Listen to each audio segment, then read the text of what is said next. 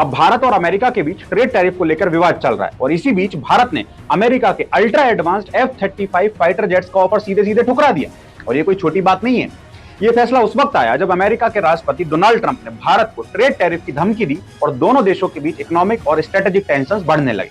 लेकिन भारत का जवाब सीधा और स्पष्ट है, दोस्ती चाहिए लेकिन दबाव में नहीं। F-35 दुनिया का सबसे एडवांस स्टील्थ फाइटर्स में से एक है। अमेरिका चाहता था कि भारत इसे खरीदे ताकि वो अपनी डिफेंस मार्केट को एक्सपेंड करे और भारत को अपने मिलिट्री सिस्टम से जोड़ दे। लेकिन भारत ने दिखा दिया, हम अब बायर्स नहीं हैं, इक्वल पार्टनर्स बनना चाहते हैं।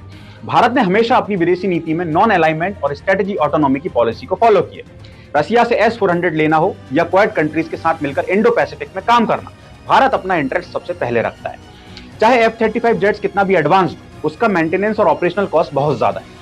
साथ ही अमेरिका कभी भी भारत को पूरा टेक्नोलॉजी ट्रांसफर नहीं करेगी, यानी गन हमारे पास होगी लेकिन ट्रिगर अमेरिका के पास।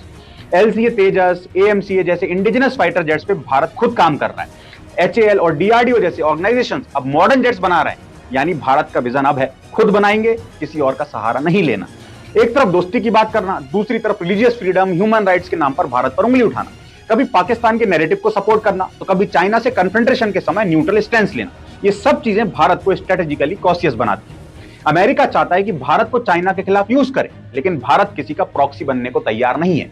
गलबान हो या ढोकला, भारत अपने टर्म्स पर लड़ता है। अमेरिका के अंडरडॉग बनने का जमाना बहुत पुराना हो गया। F-35 डील को रिजेक्ट करना सिर्फ एक डिफेंस डिसीजन नहीं था, ये भारत की सॉवरेनिटी और सेल्फ रिस्पेक्ट का एक्सप्रेशन था। आज का भारत ना झुकता है ना बिकता है, हम स्ट्रेटेजिक पार्टनर्स बनना चाहते हैं, क्लाइंट्स नहीं। जो देश हमारे डिसीजन मेकिंग को रिस्पेक्ट करता है, हम उसके साथ खड़े हैं। अब भारत हथियार खरीदता है अपनी शर्तों पर, किसी के दबाव में नहीं। जय हिंद।